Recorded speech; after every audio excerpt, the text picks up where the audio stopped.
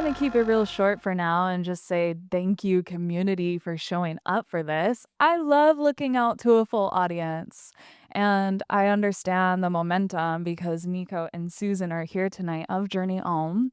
And we're going to introduce them first with a short video before we get chatting.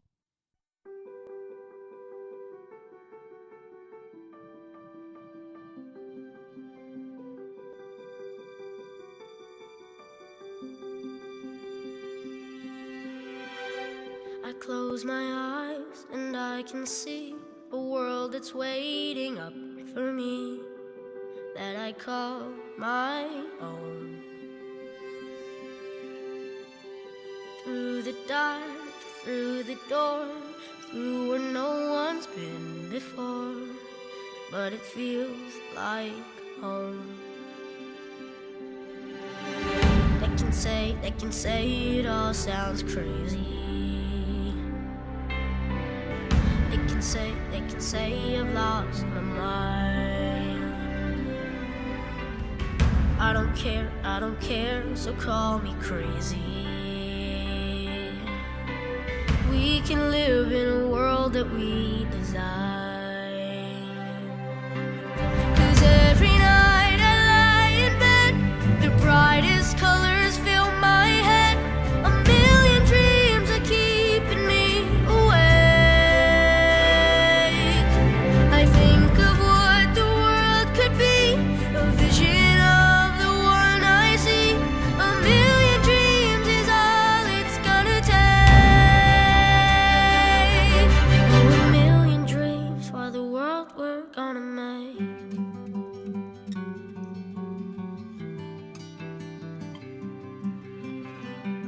There's a house we can build. Every room inside is filled with things from far away.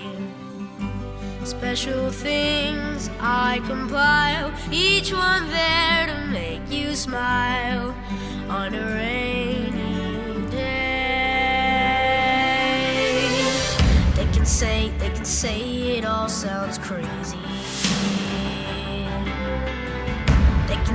They can say we've lost our minds.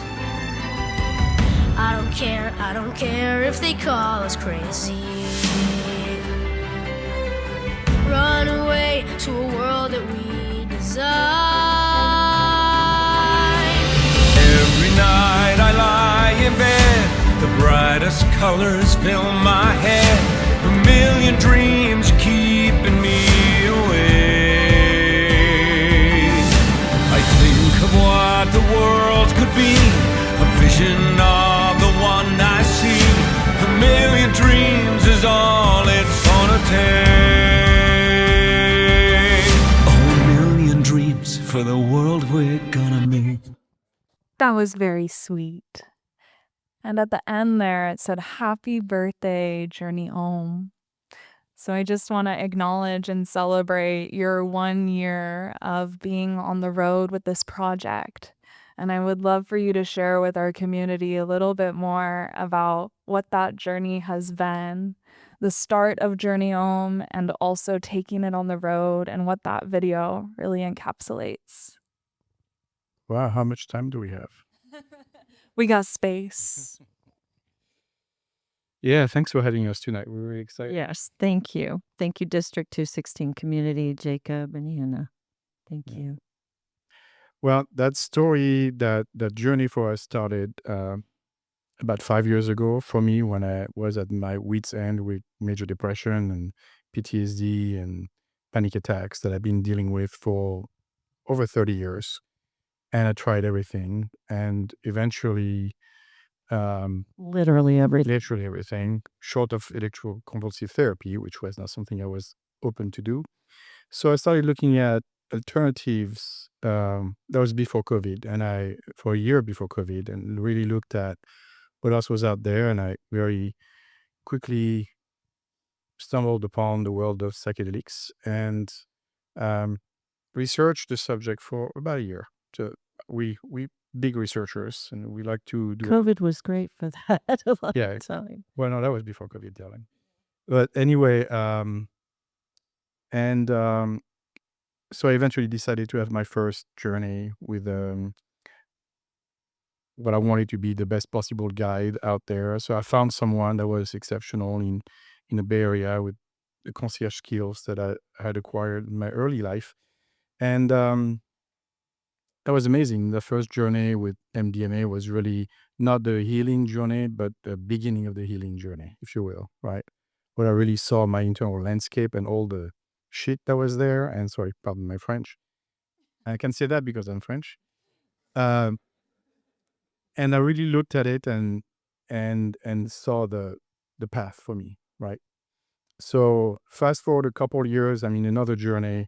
I'm healed from these things, from depression and anxiety and all that, and I was starting to explore things. And through a couple of journeys, I was actually a weekend with 2 nights and two ceremonies. The same message came coming to me as you need to use your skills to help others. And I'm not a therapist, neither is Susan. So okay, what do we do? We're not called to be guides, but we remembered the job that we loved the most in our life together was in our early marriage. We've been together 30 years now, married. We yeah. We had been concierge. We started the American Express Platinum Concierge program back in the mid-90s. And that was best job ever. And we thought, okay, so how do we make the concierge work with psychedelics? And that's how this concept came up. And the idea was to really build a network of guides that are highly trained, highly vetted, and minimize risk at all levels. So harm reduction, risk reduction, however you want to call it. And also we're all about healing. Some people focus on mind expansion or other things. For us, it's all about healing, trauma, mental health, if you will. So we started that, came up with that idea 2.5-3 years ago, and then we went through a lot of iterations. So how are we going to do it? I had a full-time job back then, and we had a farm in Ohio, and we were not quite sure how to implement it, especially because part of it, we wanted part of the vetting process for guides to be in person, and it becomes very unmanageable when you have a big country like that. And so we thought for a while about it, and then one night we were camping with Susan, cold winter in Ohio, and she came up with this brilliant idea that we should sell everything we own and move into our RV and start traveling full time and visit guides that way. And she's very good at crazy ideas, and that's what we decided to do. So we did all of that. But now a year and a half ago, we sold everything, moved into the RV, and we got on the road. And you saw the photos of our first year on the road this past year. You didn't see all the guide visits, but this was our life and our commitment to the work that we're doing in this business that we're building. It was a big commitment. We sold an 8-acre farm that we'd only lived in for 2 years. We sold about 90% of our things that we had accumulated over 30 years and put the rest in storage and moved into the RV with the golden retriever. That's Hudson that you saw. Yeah, and been traveling around as newly empty nesters. So it's a good time to be doing this. Yeah, well, I just want to acknowledge how bold and courageous it is to let go of all of that and choose this pathway of service in its really radical orientation towards psychedelics. And I feel curious before we move forward to hear from you, Susan. When Nico was first in his year of study before his initial journey, what was your response to his interest in that? Yeah, well, I was studying too. I dove in and tried to learn about it. I didn't feel the calling to it. I felt called to be supportive. So I did that. to the best of my ability, which meant intensive learning, a lot of communication, sharing fears. I was fearful. Neither one of us had any recreational background with these medicines. We were in Ohio, so there wasn't a lot of people to talk to. We had to keep it away from, yeah. Well, my 89-year-old mother is aware now, but we just couldn't speak openly about it. And so I told him that I was concerned. I wanted to make sure he was safe. And that was what it ended up coming down to. In the research that I saw, it was evident that this was a good course of treatment. It was the right decision to make. I couldn't deny that. But I wanted to make sure he did it safely, Yeah. Well, I think it's really beautiful that you also were devoted to that study and have been accompanying him on his psychonautic journey, and that you still hold that advocacy and support, not just based off of what you've researched, but also through every experience with every guide that you meet and take through your vetting process, which I look forward to understanding better in a moment. But before we go there, I want to hear more about the concierge service, because I understand this is a very specific and highly customized service that you offer, and that I'm personally not familiar with anything like it. Yeah. You're French after all, so you know what I can use the French accent. concierge. Yeah. So you guys know what a concierge is. You go to a hotel, you want to know where a good restaurant is, and the concierge is going to ask you a bunch of questions about what you like, what you don't like. You want to be sitting outside, inside, all these things, and you're going to find for you 2 or 3 great restaurants, right, to choose from. It's the same, but it's way more. We're doing the same thing, but it's way more push than that. We go really to some level of depth with our clients, our seekers, we call them. We have them fill out a couple of intake forms before they even meet with us, so we can get an understanding who we're going to be speaking with. And then we spend an hour, we do an hour Zoom session with them when we already got a lot of the stuff out of the way with the intake forms, so we can get into a certain level of detail to really understand who they are as a person beyond the symptom, beyond the trauma, beyond whatever it is, because the story that we hear from them informs us in the matching with the guides. And I can tell you a little more after about our process with vetting guides, but it's a little bit of the same happening on the guide side. So for us, some people asked us recently, well, it's not science, it's art, and it's exactly that. It's really imagining the circumstances of that person, and that we know of that person, and that person, and seeing the connections happening. And we do it together. We do all the discussions as a duo with seekers, with guides. So when a seeker comes to us and tells us a story and we ask the questions, 90% of the time we're thinking about the same guides to match with that person based on everything that we've heard. It's really uncanny how it works. Yeah, it's pretty remarkable. We look at each other at the end of the call, and we just can tell that we're thinking about the same people. It happened like that from the very start, but it has a lot to do with having spent so much time with the guides, and I think you want to talk about. Yeah, and we always give at least two. Well, we always do two guide choices to the seeker, because we want them to have agency and choice in who they choose to work with. And if none of the match is very important to us for the guides and the seekers, there really needs to be a strong connection. So we tell both guides and seekers, if you don't see the connection, that's fine, come back to us and we'll find 2 more. So and after 4, it's not you, it's me kind of thing.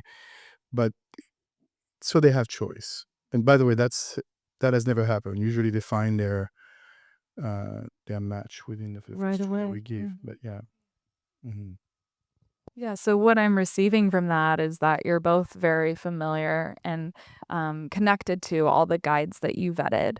And so when people seek your services, you have not just the intellectual understanding of their context and their desires for exploring psychedelics, but you're also intuiting and just feeling their energy with the awareness of everyone that you vetted and just sort of tuning into their aligned match. And I feel like you did call yourself a matchmaker, or that JourneyŌM is like a matchmaking service. Yes, right. Sometimes people Swipe left or right. no. It is. It is a matchmaking like business, yes, for sure. Yeah. Yeah. And I also think it's wonderful that you have a design of those systems all the way through, even if no one has said no to those two, let me get another two. You still have a vision of that trajectory if it were to happen. We do. And it has happened a few times when we make the match, we say, oh, is he going to come back with, is that person come back to us and ask for more? So sometimes we have that conversation. Say, okay, in case plan A or B don't work, what's plan C? A lot of it has to do with location. It can be a challenge for people to have to travel to a guide, but oftentimes that really is, it seems to us clear where the best match is going to be, is in their traveling. And there's benefit to that too, if they can afford it. But we know that that may be a bit of a challenge.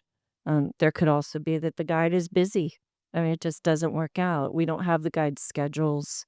So a variety of reasons. But I saw a matching service today online, more like a directory, and there were 4 questions in order to make the match. And it was location, which substance, gosh, I can't even remember the other 2 now, but they were so simple. And I thought, really, we learn so much more before we consider which guide. We learn so much more. I mean, sometimes we're like in tears because people really are sharing. They're happy to be heard and have someone really listen. Uh, uh, you know, somebody that could potentially help them find the help that they need. Yeah. Yeah. I was going to say the one thing that we knew but was validating for us. This past year, Ohio State University released is that a study, a paper, a research study with people that work with Ron Griffith that showed with data points the effect of the right match between the seeker and the guide in the outcome of this psychedelic assisted therapy. And I forget what the numbers were exactly, but it was significant. So okay, we feel like we're doing the right thing from that standpoint, right? Creating really strong matches. Yeah. Yeah. And I can imagine some of the qualities that you would want between the seeker and their guide is like a resonance of safety where they feel not only that they can trust that individual, but the framework that they're offering and providing that guided journey. And then I imagine that you are also seeking certain qualities in the guides around their preparation and integration processes as well. Yeah. So I'd love to tune into that a little bit more and understand also, like, when you were first hitting the road, where did you begin? And then how did you know where to go next? Columbus, Ohio. Okay. Actually, our first 2 guides were in Columbus, Ohio, and still are. Yeah. Yeah. We started in August of 23, and we spent until Thanksgiving talking to guides as part of our vetting process over Zoom. So by the end of it, we had pretty much drawn a map to get us out of Ohio by just right after Thanksgiving, and go straight south, because the day we left, we had 20 below and snow going horizontally. So camper, that's not great. So we knew pretty quickly, okay, this is the map. This is where we have to go. We have to end up in California by mid-December, kind of thing. So we visited all our guides in the southeast on the way down from Ohio, and then crossed west. But I want to add that we really got our connection to the mycelium network of this group of guides that we have, starting with the people that he had guided, who had guided for him. So yeah, we knew, their lineage, we knew the type of work that they did, and so we trusted them. So they were happy to start word of mouth and connecting us with other guides. So mostly East Coast, DC area, and then West Coast, San Francisco initially were the starting points. Yeah, so that was our first trip, going west to California, and then we stayed here over the winter for a month, and then we went back, and then we did the East Coast and Southeast, and we've been hanging out in the East Coast since then, different places, until now, until we just crossed over for the winter. So that's been the pattern. Yeah. I was sort of seeing like a visual as you were speaking, like a treasure map where like the next dashes on your trail aren't fully like designed and landed yet until you're in your current destination. It's like, oh, now we're going this way. Okay, we're going back to California. Okay, we're at District 216. Where are we headed next? Yeah, so I understand that initial referral sort of was the push of the dominoes into your initial journey. And that referral status is very helpful, knowing that you're meeting someone who's already been vetted by someone that you trust. Tell me more about the vetting process with the guides and the type of questions that you lead with to understand their process better. Great question. So before guides talk to us, we send them our vetting criteria, which I won't tell you everything, but it has things like how many journey have you conducted on one journeys. Our minimum is 50. How many years have you been practicing? 50 in 1 year is not great. 50 over 3 or 4 years is much better. Are you in mentorship or apprenticeship with someone or multiple people? What's your lineage? And then we get into all kinds of different things, but they get to understand ahead of time where we're going, and then they get on where we're going with the whole vetting process. They know what the process is going to be like.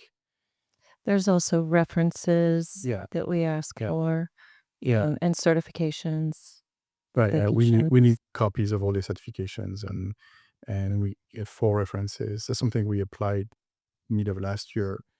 And we is always evolving our vetting criteria. Like right now, we're establishing background checks. So that's something that we're doing right now. And there's other things that we have in future. As we're learning through this, we're refining our process.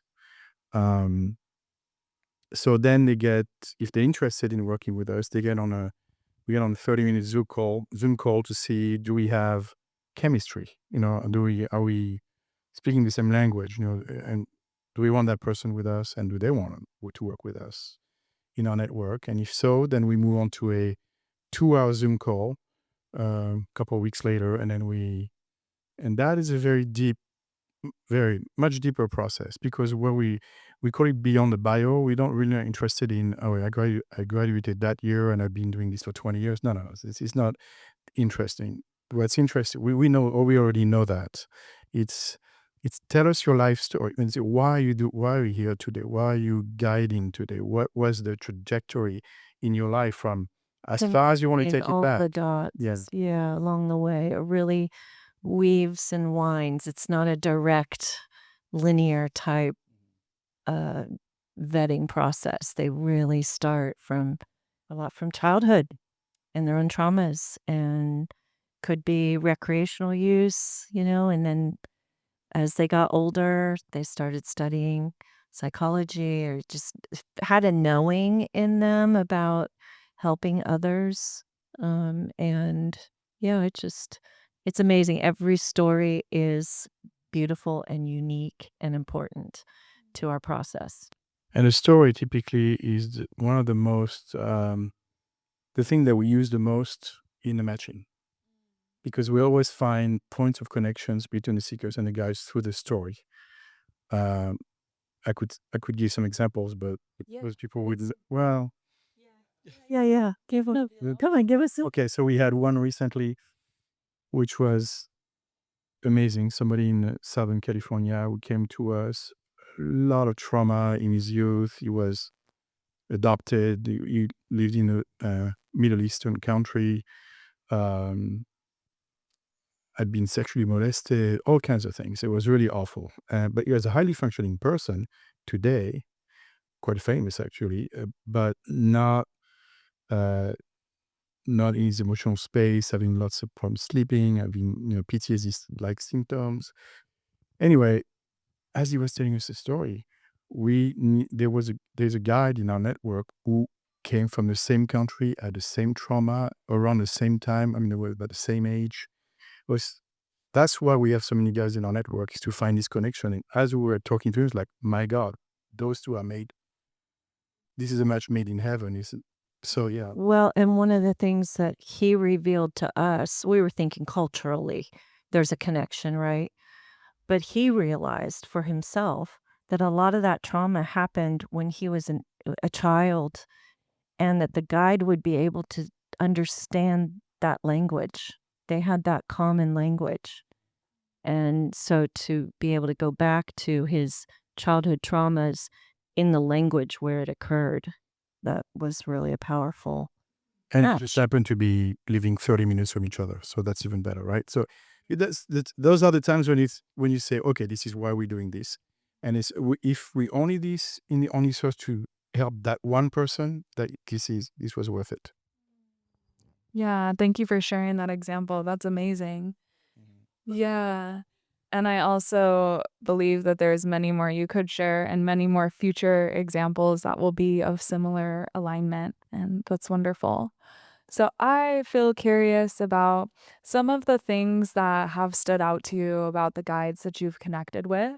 I want to hear both ends of the spectrum, like some of the really unique attributes maybe that you've found in guides, and then also maybe sharing about a time where you've gone through the process and someone hasn't been a fit for your service and what you learned from that. Well, I'll talk about that one first.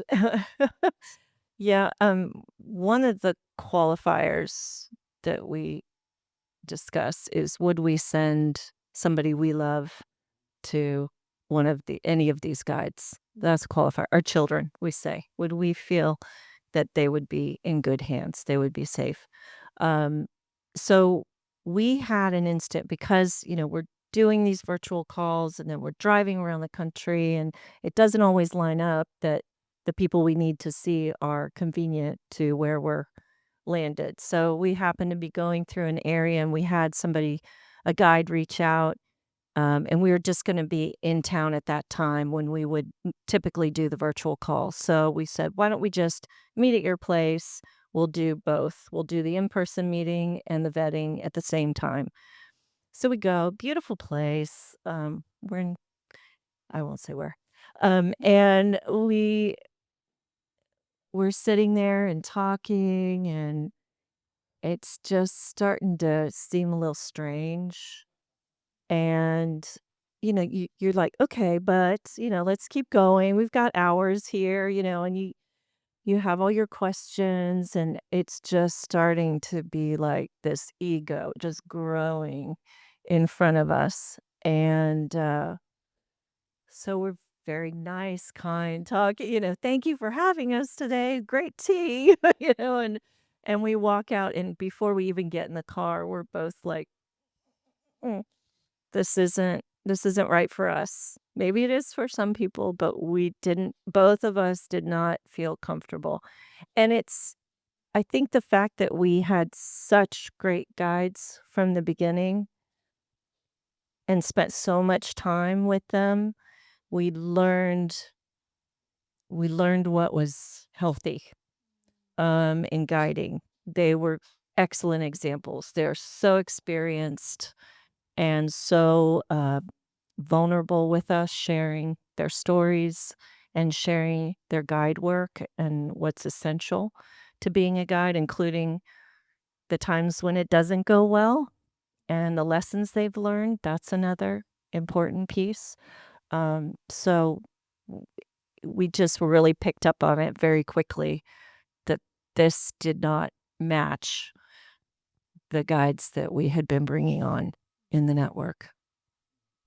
So, you have another? Oh, I don't know.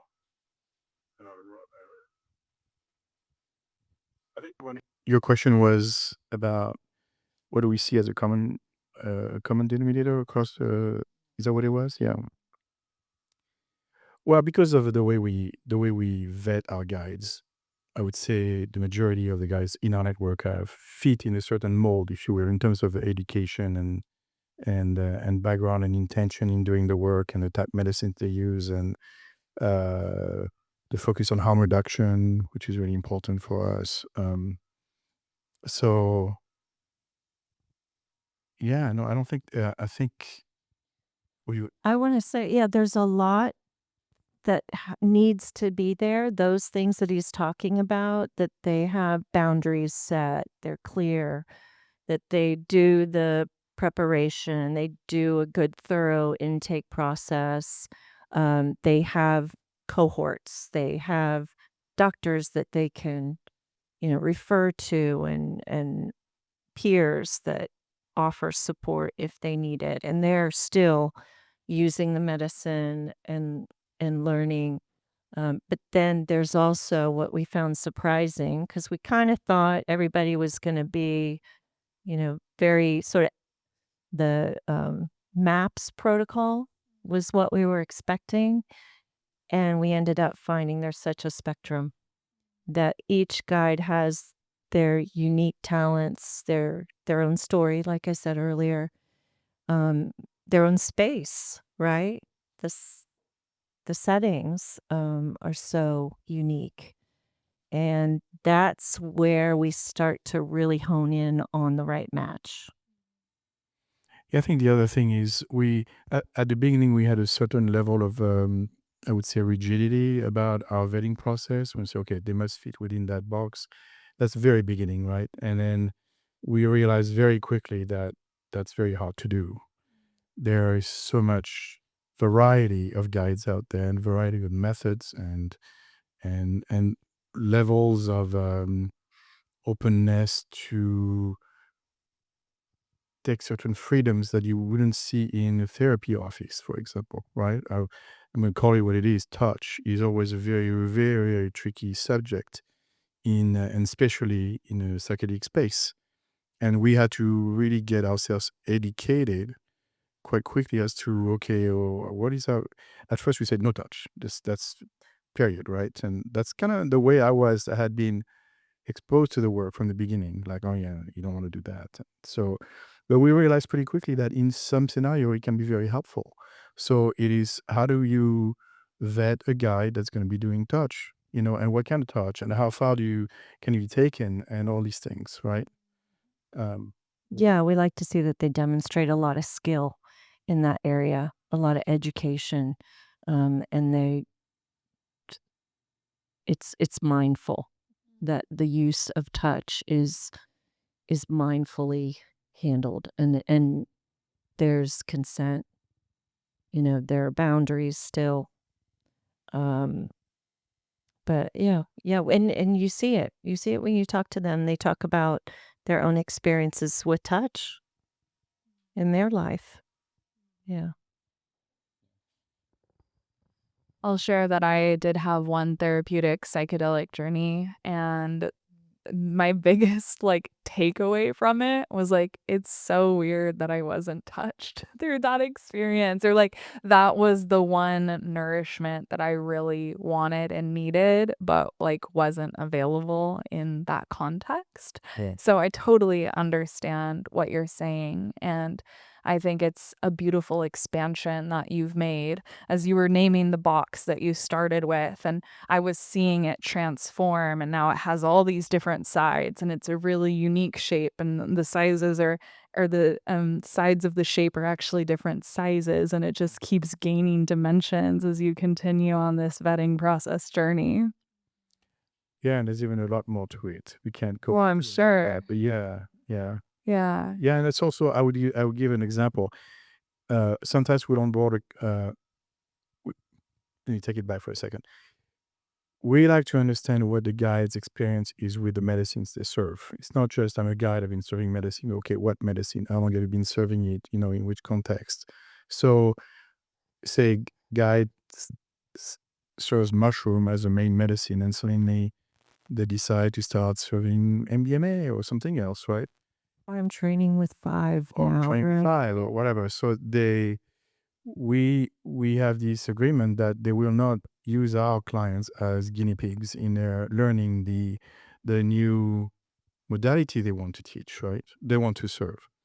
So we go into these places as well. And there's a lot of places where our focus again is on harm reduction, risk reduction, right? And that's another place where we try and pay attention to those things. Yeah. And I would say I don't know if we mentioned that earlier, but the in-person visit for us is the ultimate risk reduction checkbox in our head, because now we're seeing where the journey is happening. A few guys travel and they don't have a journey space, but that's not common. Most of them do have a journey space. It can be very practical too. I remember the first time we visited a guide who was in San Francisco, downtown San Francisco, and it was 3 flights of stairs up to his place. And I went, oh, didn't think about asking the seeker if they're handicapped or, it could be an elderly person. Just, you realize that those things you don't necessarily know until you experience it. So now that's an important part. Yeah, so that's seeing the space beyond sharing his energy with the guide, understanding how they work, and actually is very informing. Suddenly you realize, oh, they're musicians, so there's 7 instruments around the world, and you didn't learn that during the 2-hour Zoom session, right? We forgot to ask, and they didn't tell us, or it didn't fall in the conversation. So now we know. Part of the journey, they're doing the music themselves. This is magical, right? Or we've had guides where we thought, okay, so they're a little bit cold, a little bit, there was a bit of a distance it felt through the virtual call. And then we show up and we actually have a very different impression with them in person. So, for that kind of individual, I would have thought of matching somebody very different. Yeah. Or we would have. Yeah.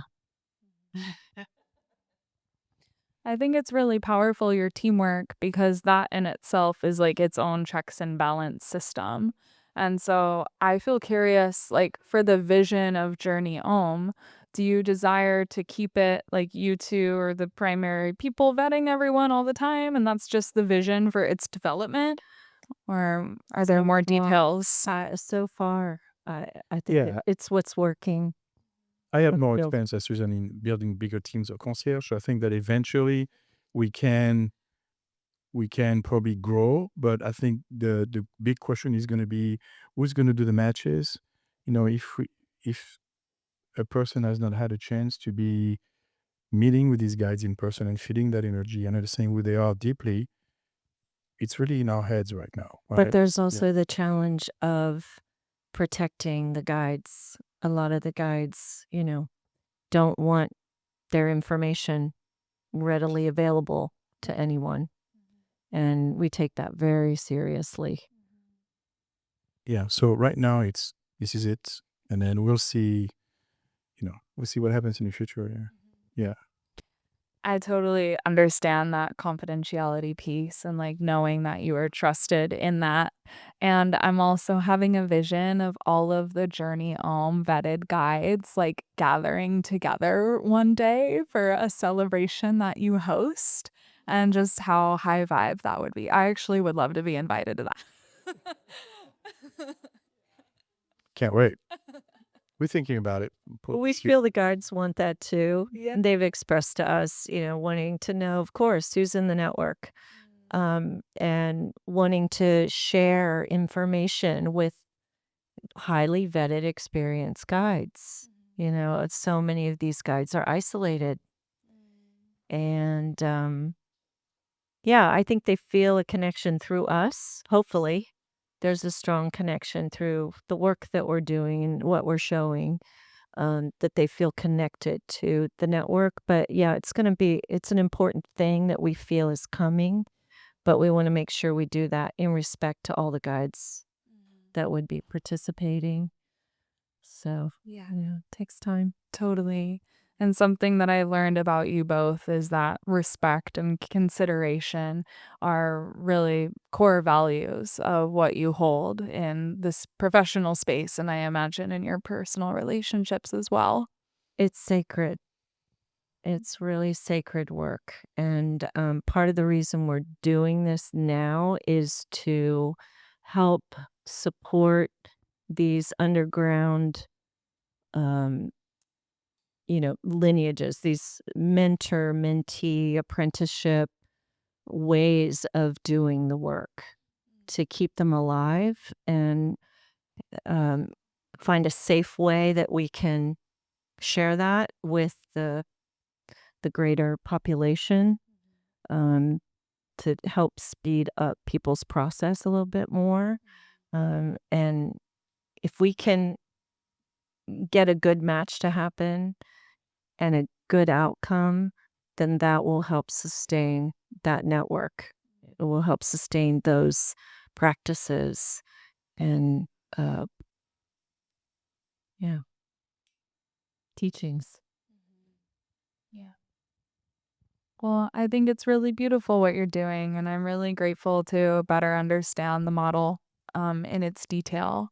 And just to clarify, when you take a seeker through the process and you give them their matches, then what?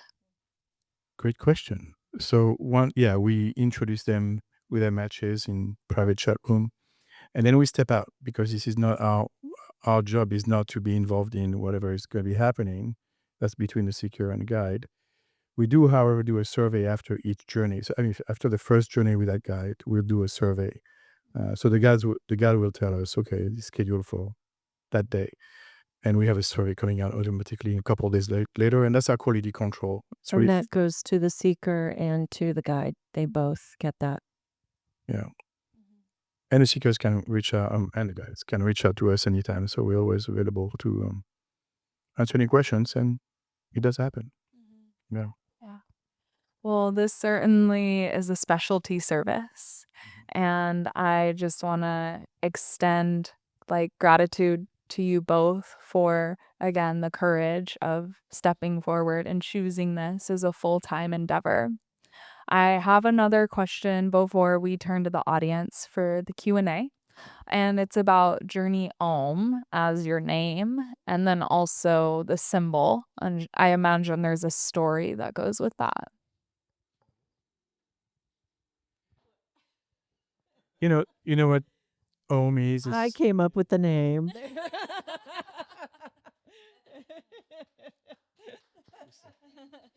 She's a chief ID officer. That's her role. So I'm good with it.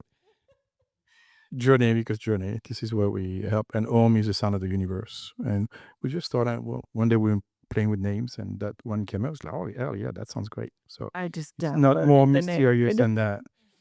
The symbol, is it here? It was in the video a lot. Yeah. The symbol is a Unalomi symbol, which represents the path of life, trials and tribulations, up to enlightenment on top. So I yeah, think we also saw it early on, and still do very much, as the symbol of the life of JourneyŌM. yeah, we're down there in the trials and tribulations right now. We're really three. We're really three in this party. It's us serving this business, the JourneyŌM. Beautiful. Thank you for sharing that. Thank you. I want to give space to turn to the audience in case there's questions for Nico and Susan. And we'll take upwards of the next 15 minutes for this. Thanks for your presentation. I'm curious how many people come to you looking for facilitation are actually looking for healing, and how many are looking for something else? Good Like a question. Thanks. spiritual connection or something like that. More than 80% of them come for healing. 80%? Yeah, Yeah, I forget. more than that, depending on the month. Yeah. That's how we present ourselves in our online presence and everything, right? So, yeah. Mhm. Has anybody asked you about getting an experience with a medicine that you don't have a guide to fulfill? And what medicine would that be? Yeah, that was a tricky one. No, that was a person that said, "Oh, I just bought a bunch of that medicine, right? Can you find me a guy to sit with me?" And that's not what we do. It's we can find you a guide that is going to bring their own medicine, and there's safety around there. There's harm reduction. We don't know what you bringing to the table, and none of our guides are going to want to play with that. So that was, I think, the only time. Yeah. But not just say no. We give resources, we give some insight. You never leave anybody just draw from. So we have a resources page. And yeah, we did a bit of education and explain why maybe using that particular substance was not the best idea, and why we do it differently. Yeah, so I'm not sure what he ended up doing, but I think we swayed him a little bit. But yeah, Yeah, that was all the fringe. Just using a microphone, the mic here. Are new walkers attaches for seekers that are applying to like Yeah, do you want to repeat the question in? will you match up guides with seekers that are seeking medicine work for end of life? Yes, yes, it has happened on a few times, not a whole lot, but this is something that we would definitely do. That's part of a, end of life anxiety about death and all these other things. That's definitely an application for psychedelic medicine, and we want to help. We want to help more people with that for sure. Yeah. I have one actually. Do you are most of your facilitators individuals, or are many of them like couples that facilitate? We have a handful of couples, but most of them are single. Yeah, yeah. I was curious. It sounds like kind of the bulk of the match is more kind of the seeker and the guide as far as just all the things that you talked about it matching up. Is it whatever happens if that particular guide, do they have a pretty wide repertoire of medicines that they work with? Because some people might only want to experience one or two things. And how do you kind of handle that? And then I was also curious, you mentioned what lineage they're from. Do you work a lot with kind of First Nation people, or is it just more kind of if this guide really has the fit? They're working with medicines from any tradition or background. Great question. The latter. I think we have a couple that are of traditional lineage, but most of them learn from that lineage. So, for example, you're thinking about the Mexican Mazatec tradition mushroom. They've studied around probably shamans from the area or curanderos and so on in Mazatec lineage, but they're not themselves from the region. Yeah. The other question, oh yes, about the different substances that can be used. So yes, that's part of our vetting process when somebody comes to us and we find out what are they trying to heal and where they are in their journey with psychedelics. So a lot of them are not had an experience before. So we don't direct them, but we talk to them and we educate them as to what could happen, the type of medicine that may be used based on their particular what they're dealing with. So, for example, if it's PTSD, the best indication to start with from most people is MDMA, right? But we know that there's a progression past when you've done a couple of MDMA sessions. Maybe you're going to start doing mushroom and other medicines. So most of our guides serve multiple medicines, and we'll adapt based on the client, right? We have a few that, maybe a handful that would only do mushroom or only do 5-MeO-DMT, for example. But for the most part, they will adapt and change over time with the client. And if something is you want to I just want to make sure that we say that we do not say to a seeker, yeah, you need to go to this guide and do psilocybin. We would never do that. That's for the guide and the seeker to discuss.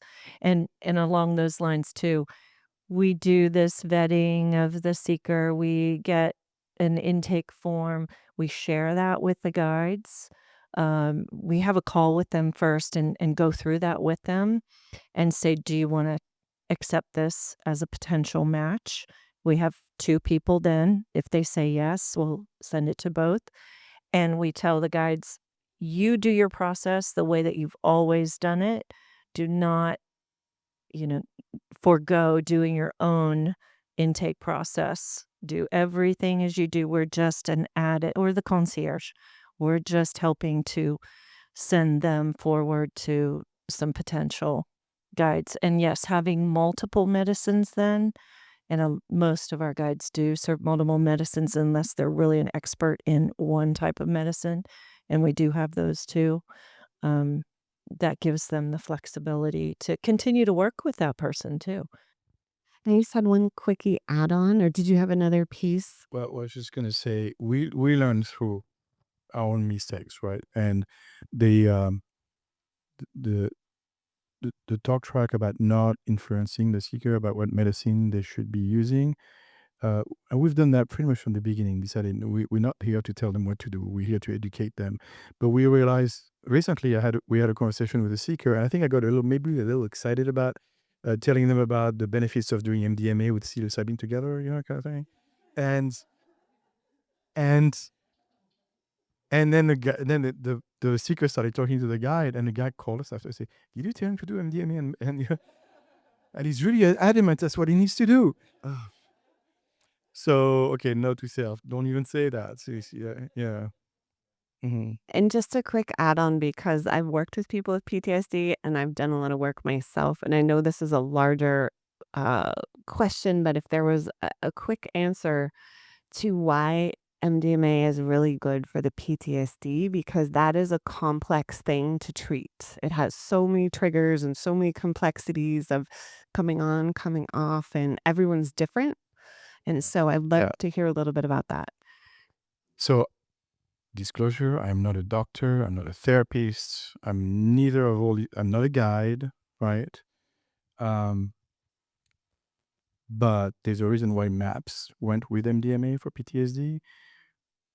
MDMA opens your heart, eliminates the fear response. You can look at your trauma with a different lens. Look at the trauma, welcome it into your space, and start working with it. And you may get very emotional about it. But it's a way to, without fear, getting into the trauma space and working with it. And it's a lot harder to do that with mushroom. I'm not going to say you can't do it, but MDMA is non-hallucinatory, so you're not distracted by that. You can really work with the material, and you're not off your rockers, and you can actually have a conversation with a therapist and a guide and working through the material during the session. And you actually, most of the time, remember after what you went through, and which is not always the case with mushroom and other substances. Yeah, thanks. Yeah, thanks for your questions. Maybe somebody asked this question before. I was at the bathroom, but Okay. I would like to, if you did, I'm sorry. But how do you select your medicine providers? How you qualify who is a responsible source to refer your seekers? Because I hear all the question about the seekers, but I didn't hear about the medicine providers. You mean, are you talking Do about you try by yourself? Do you experience what they do? the guides? Yes. Oh, no, we go through a vetting process, which is multiple in Zoom sessions and in-person visits.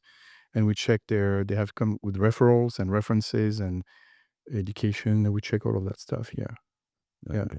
And we're currently implementing background checks as well, in addition to everything else. With the guides, with the With the guides. medicine providers. Yeah. Okay. Yeah. And you have any specific top 5 medicines that or any menu of medicines? We don't. Okay. So if you look at our entire guide network, I don't think there is a medicine that is not served that's known to man these days in this place. Did I just say that?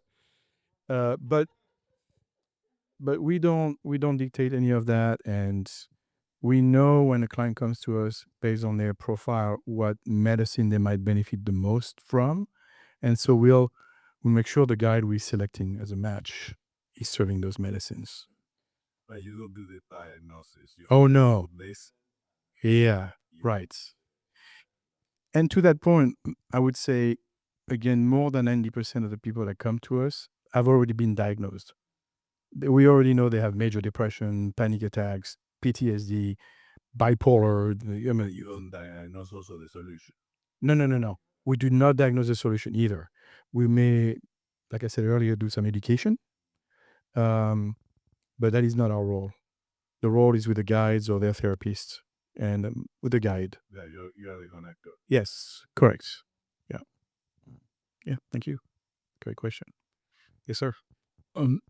Given the current devastation south, and being in an insular community like you are, have you had inquiries about connecting people as a result of being traumatized by those events? Yes and no. So we have guides down there. In fact, we have a guide that lives in Pacific Palisades, and her entire neighborhood is gone except for her house and two other houses. And we have another couple of guys that we actually saw yesterday who are actually doing a lot of what do you call that? Like the donations. So they like organizing groups to do donations. Yeah. So we stand in support of the community, but we, not directly involved for sure. Yeah. The reason I asked is you're out here, you couldn't have missed being part of that, and Mm-hmm. having that network of people who can help at such a deep level right now would be Yeah. incredible. Yeah. So that guy that actually in Pacific Palisades is organizing that right now. Thank you. Yes. Yeah.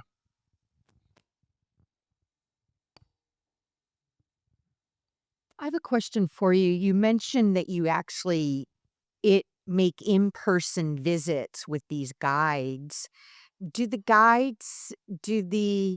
seekers go to the guides, or do the guides go to the seekers, or how does that process work? Thank you. Do you want to answer that one? Both. Yeah. Mostly right now, people are traveling to see a guide. But we have had matches where the guide has traveled across the country. There are guides who do that often. They're equipped to do either. And they let us know. In our vetting process, we find out what locations they tend to go to, what areas they serve, what's convenient, that they may have an Airbnb next door, in their community where somebody can stay if they have to travel to them. So it's both, and that's part of the vetting process, is to learn what the guides are willing to do.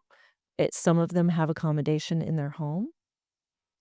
Some of them may do a weekend, multiple nights.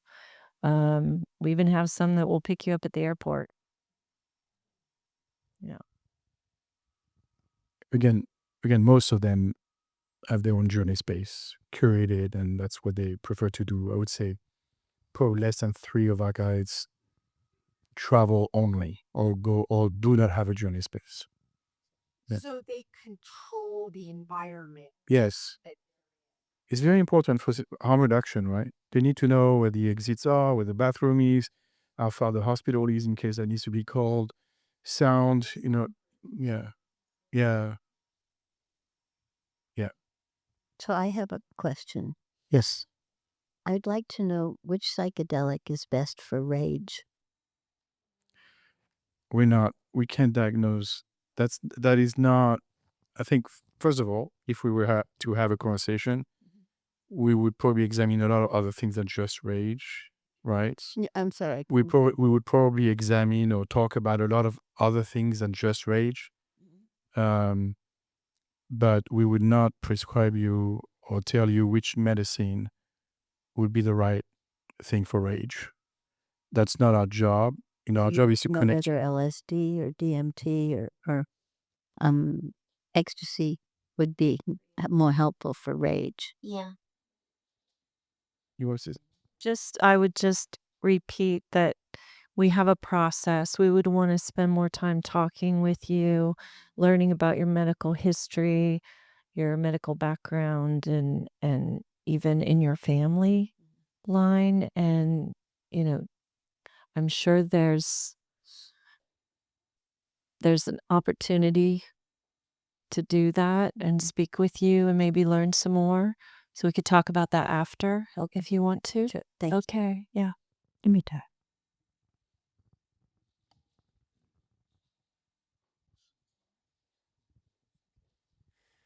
Thank you for coming.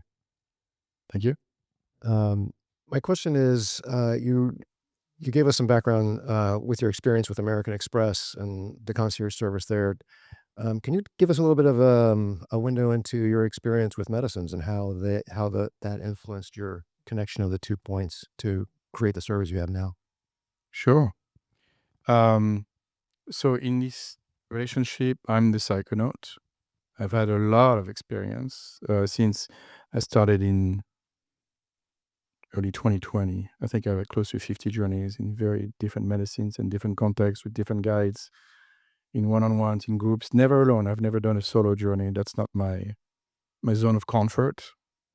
But yeah, I have pretty extensive experience with medicine, so that I can talk to people about it when they ask us, and of course, my own experience. I'm not everybody for sure. Susan, do you want to? Yeah. In my background, we didn't really go into that, is more of a movement background. At a very young age, I felt a strong call to dance. And I told my parents, and they enrolled me in dance classes. And I took that all the way into my adult life. It was my full-time passion. And through that, I learned who I was as a person. I connected with the deepest part, the most intimate part of myself. And I even would say to something greater than that. And in fact, I was sitting on the beach today, and the thing that came to mind was we all talk about body, mind, spirit, or body, mind, soul, right?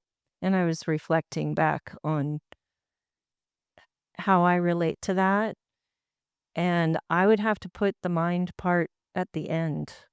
I would say for me, it was body and spirit in sync. And then I'm still learning the intellectual side of how that really helped me. It was my therapy. It was my place place of stillness, place of movement. And I'm very fortunate that I found that at such a young age. And it developed more over the years, and I explored yoga, Pilates, and even had a studio at one point. That was all before he brought the world of psychedelics into our life. So yeah, and for me, I haven't felt the same calling because I don't have the same story that he does.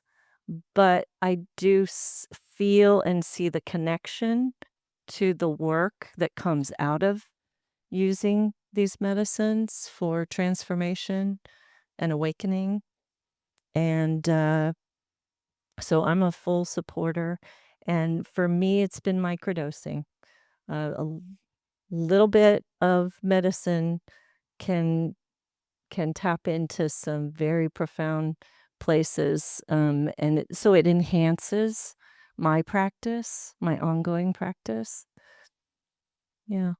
And I did get to experience him in a journey one time. You didn't tell that story.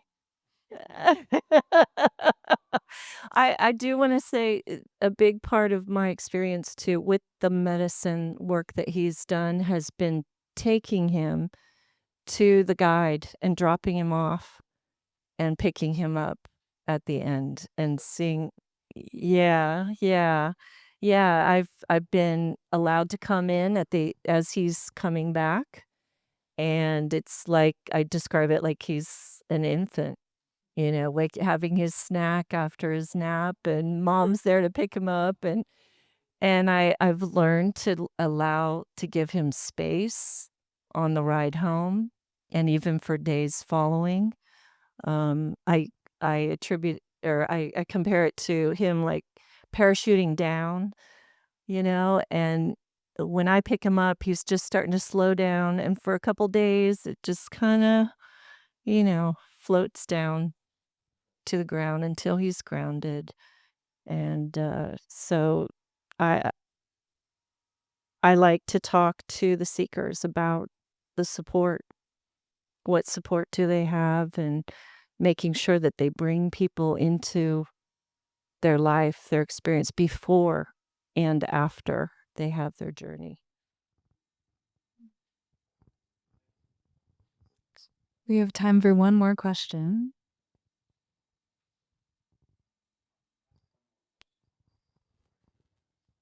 I'm just curious. Concierge always has this connotation to me of people like us. What about people who don't have resources? Do your guides give scholarships? Do they have sliding scales? Just curious about that. That's a great question. As part of our mission, so we do most guides offer what they call sliding scale. Some more than others. And what we see is they will allocate a percentage of their annual, say, amount of journeys or whatever. Say, okay, those are going to be either pro bono or sliding scales. And we also see guides charging people that are more wealthy more to benefit the people that cannot, afford the journey. Those journeys are expensive, as you know. So yes, we do, and we do help people. We've had several people that have come to us with very, very small amount of means, and we've helped them. We can't always do it, but we do our best to do that.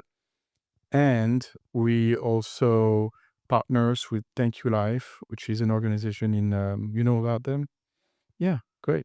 So we partner with them and we contribute a portion of our revenue to Thank You Life to help people in need.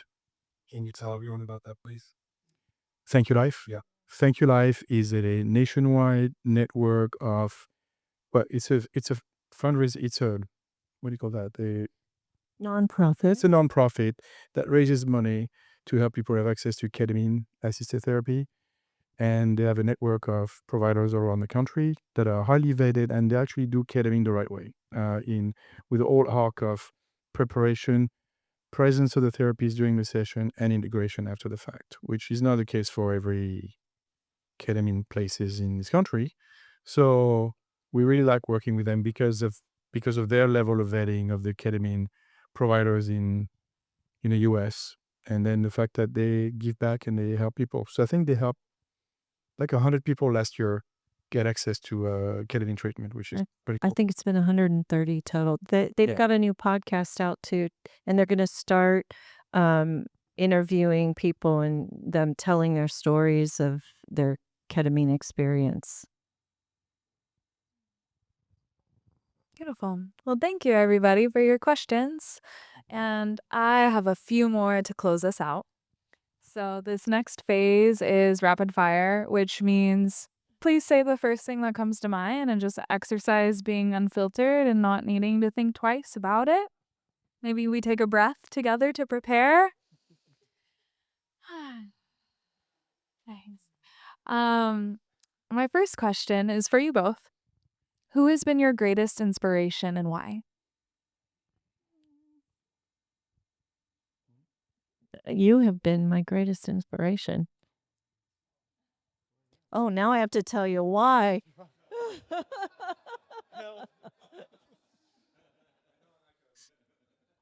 I tell you, the amount of courage that he has shown in these last few years is very inspirational. Well, I know it's a trap, but I was going to say the same thing, It's you, huh? I mean, come on, courage. The fact that she's following me and wanting to do this in this crazy venture as a couple, risking everything we own to do this. How could you not be inspired? Yeah.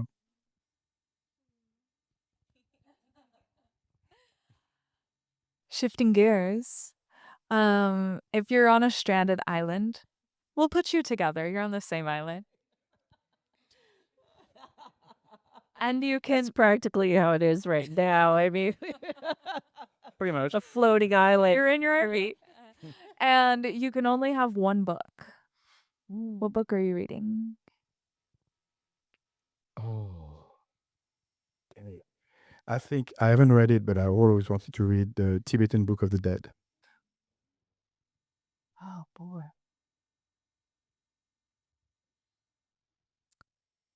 Okay, just first to mind, 1,000 Days in Venice. There's a poem in that book that I keep coming back to.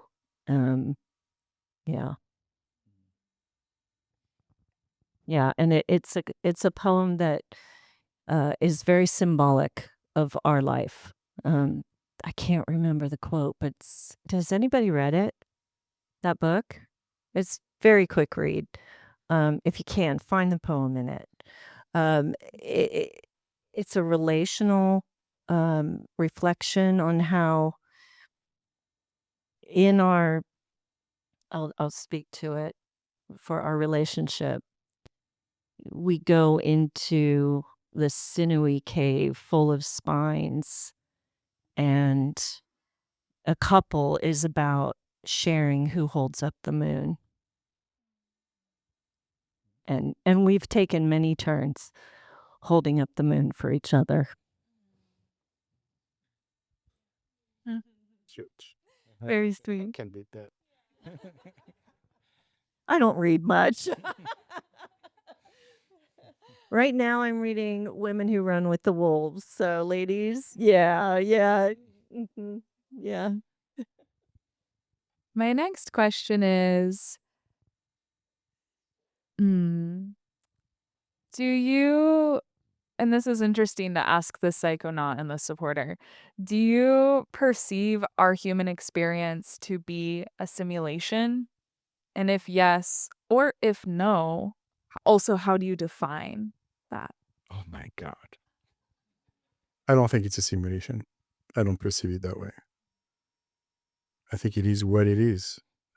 But Susan, do you want to take that word? Does it matter?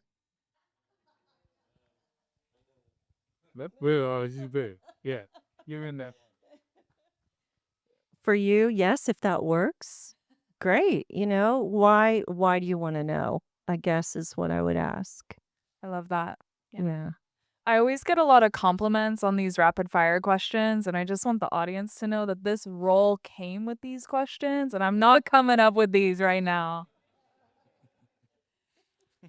And there's a list. I'll pull them from the list. Great. So I'll follow that. I feel you'll have a similar answer to this question. Do you feel that psychedelic experiences give people access or insight to an afterlife if you believe that there is one? Yes. I believe so. I wouldn't say I personally had that had that direct experience, but I have visited prior lives, in past life regression, not even with medicine. I can't wait to do it with medicine one day. But yeah, I do definitely believe that for many people, in fact, a lot of people do these journeys to get that answer. And certain medicines actually are prone to help with working with that kind of intention. Yeah. I do believe that. I've heard lots of instances. However, what that looks like can be different for different people from the stories I've heard. Yeah, I haven't personally experienced that. I do believe that there is something beyond this, and I've had that intuition about it through other experiences that I've had in my life, or mystical type experiences. So Yeah, I just want to say that I don't think you necessarily have to do psychedelics to have a sense of that. Cool. And I'll direct this question towards Nico, and perhaps you adapt it in a way that is fitting to where you're at in your relationship to psychedelics and plant medicines. But if you could sit in ceremony or whatever version of that with a substance of your choice, with the people of your choice, dead or alive, who are they, and what medicine are you exploring together? That's not a hard one, actually. I do that regularly with a group of men that does journey work together and that support each other outside the journey work back in DC. And that's what kind of medicine? It's a mix of heart and mushroom. Yeah, so it's what's called a hippie flip. But yeah, it's a great space to do that kind of work. Yeah. And I would say it would probably be my family. From hearing other people's experiences of that and with MDMA. Yeah. When you say family, do you mean like your parents and your children? It could be, but not, yeah, right. My parents is a stretch, but our children, I could see that actually happening at some point in time. Yeah. I wish that for you all. Thank you. Mm-hmm. Thank you. And oh, yes, so does the audience. One last question. This one we might need another breath with. But to keep it as succinct as possible, like a sentence or less, how can you best relay the nature of consciousness? Again, the role came with the question.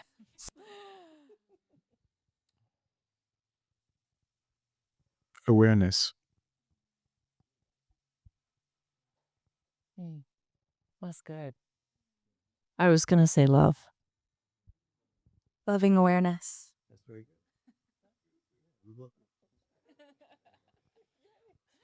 Yeah, nailed it. Everyone's resonating with that. Well, thank you both for sharing your voices with us tonight. It's been a joy to connect and share this space. Thank you, everyone. Thank you.